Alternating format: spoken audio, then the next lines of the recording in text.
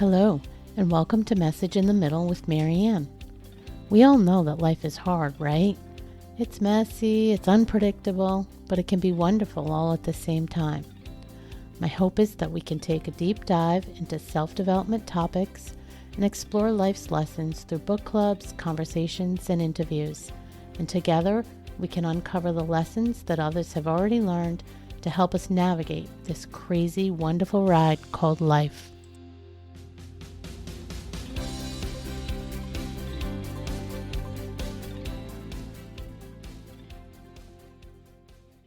Hello and welcome to Message in the Middle. I'm your host, Marianne, and before I get started, let me apologize for my voice up front. And I know I feel like I said that just a couple of weeks ago, but these grandchildren, they pass things back and forth. I'm not going to complain though. I definitely love spending time with them, but the result is I have a lot of colds. So forgive me for that. Forgive me for that in my voice today. So today I want to bring you a solo episode that talks about a topic I've personally been working on for the last few years, but beyond me and my own journey, it's something that's a vital part of all personal growth. And the topic is stepping out of your comfort zone and getting comfortable with the uncomfortable. Many of you have heard me mention this on the podcast before in our private Facebook group and even on virtual calls, because as someone who's been on my own journey of personal growth and transformation, I've definitely learned a thing or two about the power of pushing through our boundaries and embracing the discomfort. And I want to share those thoughts with you here today because I've been thinking about it quite a bit since last week when an episode of a podcast that I was interviewed on aired.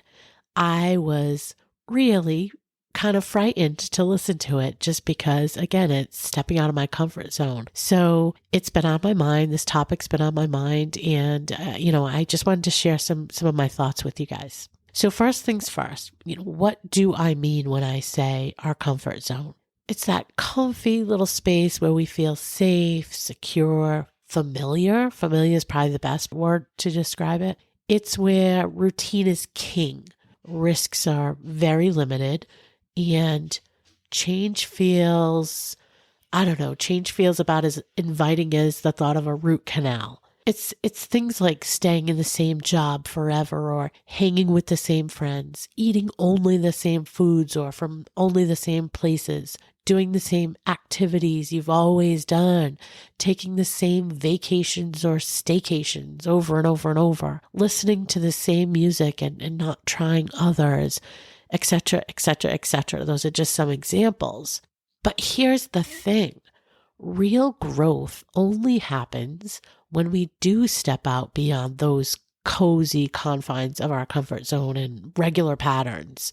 That doesn't mean you can't have a favorite food, a favorite restaurant, hobby, or group of friends. But it means you should try others, expand your horizons, see what else you might like. It doesn't mean you can't stay at the same job. But if you're not fulfilled or challenged anymore, it definitely means you should not stay just because it's comfortable. There could be something out there that will fill you up way more, and you'll never know unless you try. Before I go on, let me just acknowledge that I get it.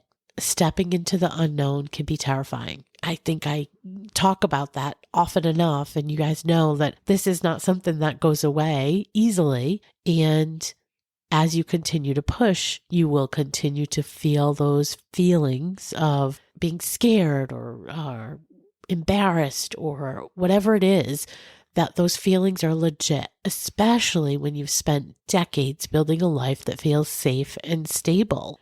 But here's the secret. The discomfort we feel when we're pushing our limits, trying new things, or putting ourselves out there, that's where the magic happens. It's where we discover our true strength, resilience, potential, and what truly fills us up.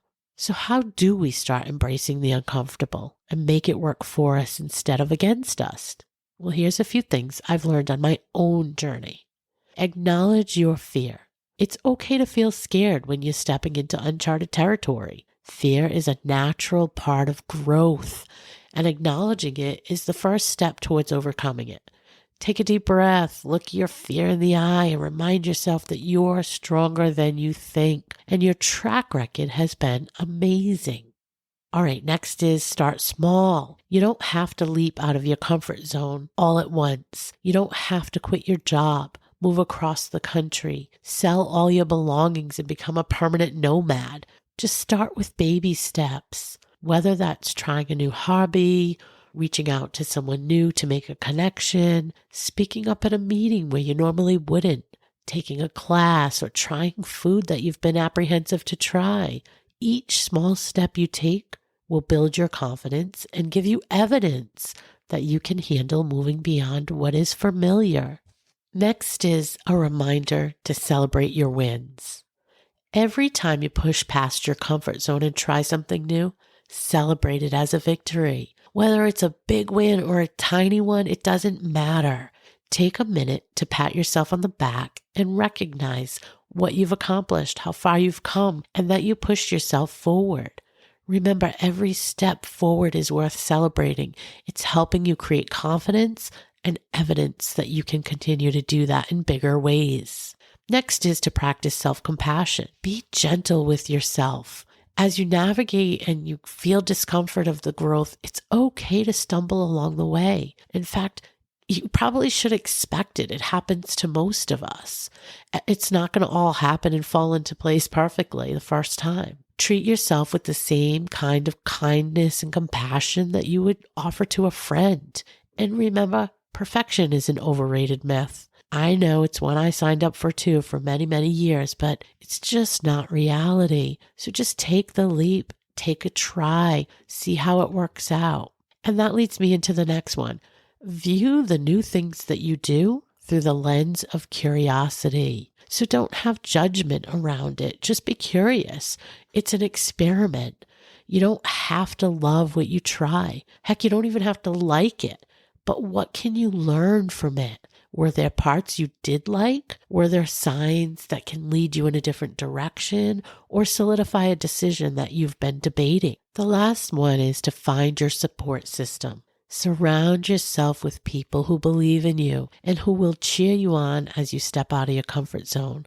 Whether that's friends or family or a supportive community, in person or online, it doesn't matter. Have a tribe of like-minded people by your side that can really just lift you up and hold you when you're not comfortable and you're feeling that sort of tightness around what you're trying to do. It will make all the difference in the world to have those people around you, embracing you and helping you embrace the discomfort and reach your full potential. Remember, real growth begins at the end of your comfort zone. Hitting your true potential requires you to push beyond those boundaries. Take a deep breath, gather your courage, and step into the unknown.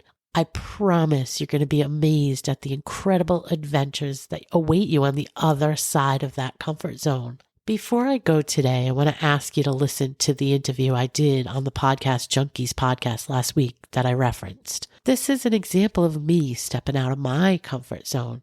I am 0% comfortable being on the other side of the microphone, but I did it anyway. I'm looking to grow the show, and I'm looking to grow me personally.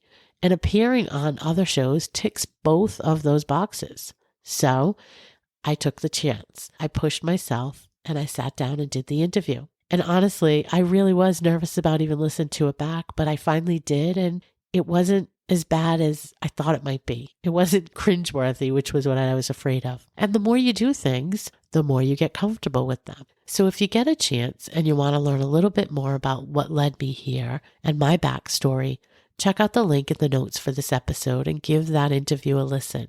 As always, I want to thank you all for taking some of your precious time and spending it with me, and also cheering me on when I step out of my boundaries.